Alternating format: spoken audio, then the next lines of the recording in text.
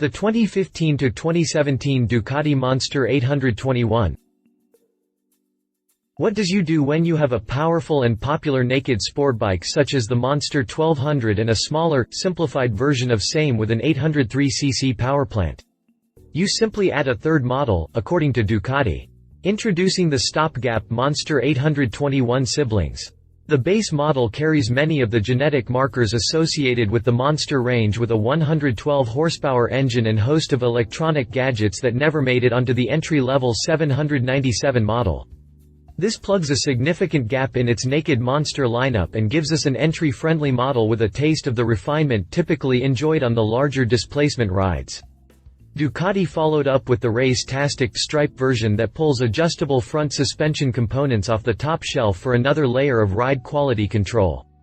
Something for everyone? Perhaps not, but a damn good compromise between the existing models within the range in many ways. Continue reading for my review of the Ducati Monster 821. Design. The Monster 821 carries the same stance, tank shape and flylines that make the Monster 1200 so recognizable. Ducati stuck to the stance, tank shape and flylines that make the Monster 1200 so recognizable. A cut-down fender leads the way beneath a minimal headlight housing that contains bright high and low beam bulbs with LED marker lights and turn signals. The plane of the headlight flows into the back side of the instrument panel to form a sort of vestigial flyscreen. Inverted forks and exposed frame members lend the front end a beefy industrial look ahead of the distinctively molded fuel tank.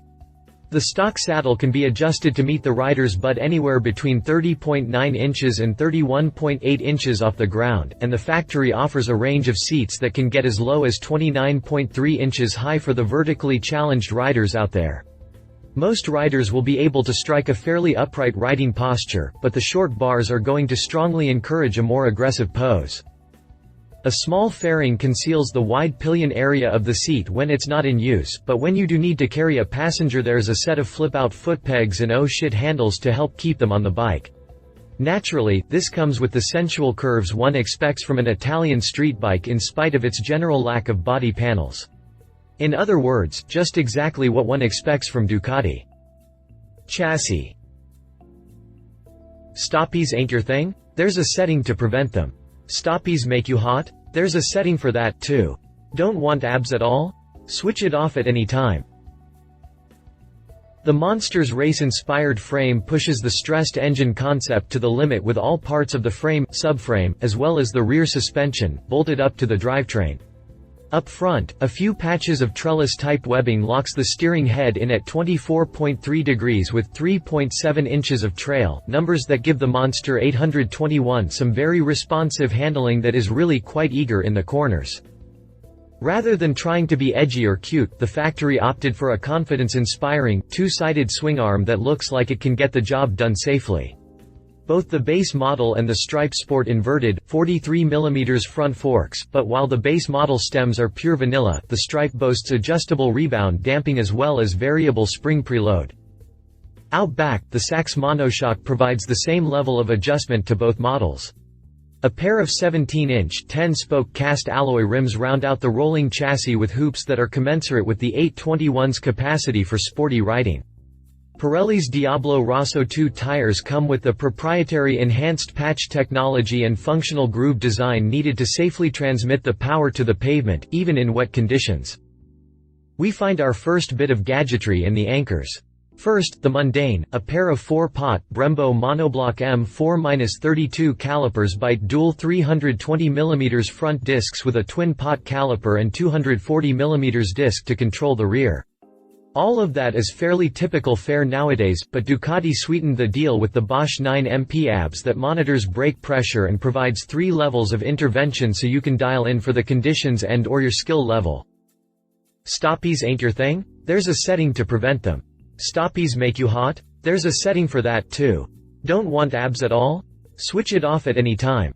This flexibility in the brakes is just one of the features that makes this bike appeal to such a broad range of riders, and it comes bundled with the traction control feature in Ducati's safety pack.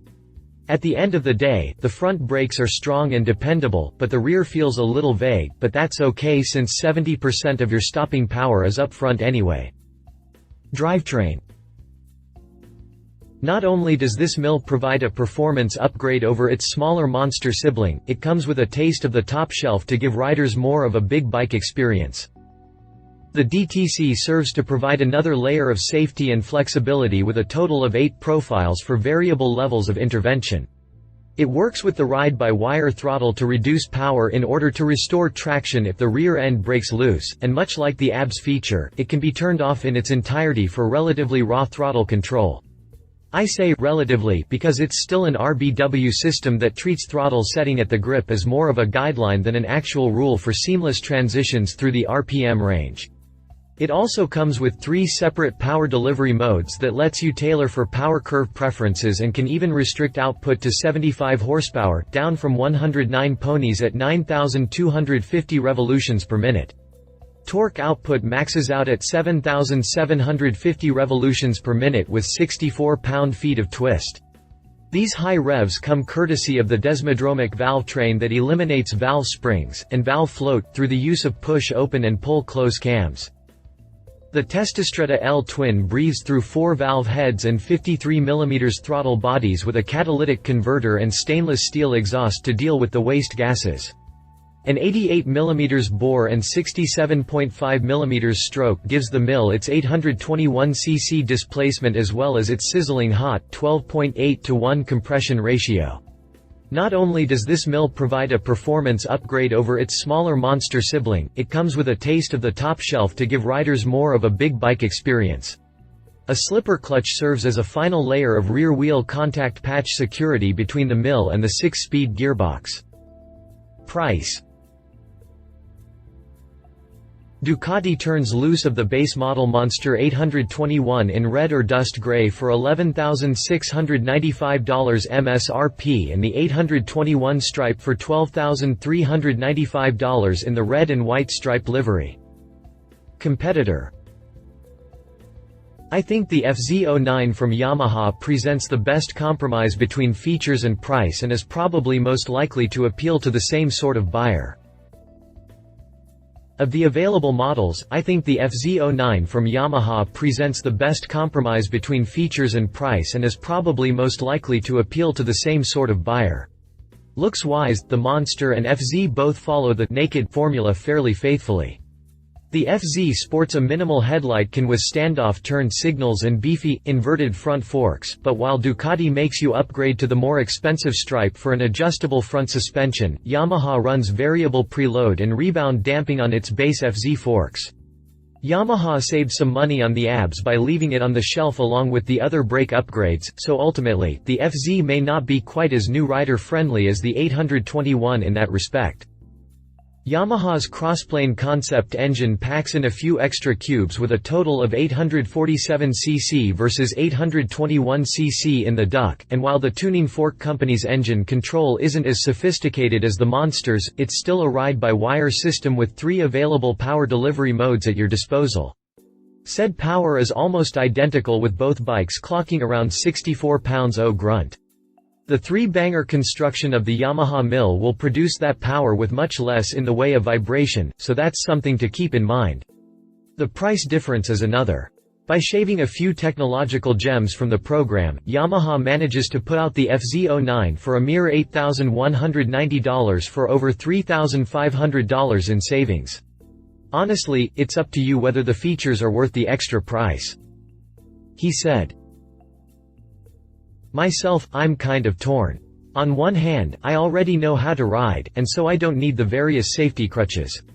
But on the other, I think it would be nice to not have to worry about certain things, and the added safety is undeniably valuable.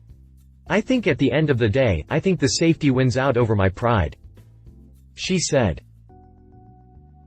My wife and fellow motorcycle rider, Alan Hinton, says, it's a very upright riding position, so it qualifies as a sportbike-styled standard. The seat is comfortable, though the bike feels a little heavy, though it might be the big hump in the tank that makes it feel bigger than it is. It's a snappy ride, as you'd expect from a Monster, but I definitely need to get a boot guard for my left boot, though. The shifter doesn't want to move without some force and the guard keeps the top of the boot from wearing out. My husband called it entry-friendly, but I'm coming away with a different impression. I feel like you need to grab this with 2 hands and really dominate it. Wimpy isn't going to cut it. Specifications. References. See our full review of the Yamaha FZ09. If you liked this video, please share your thoughts in the comments below and don't forget to hit the subscribe button.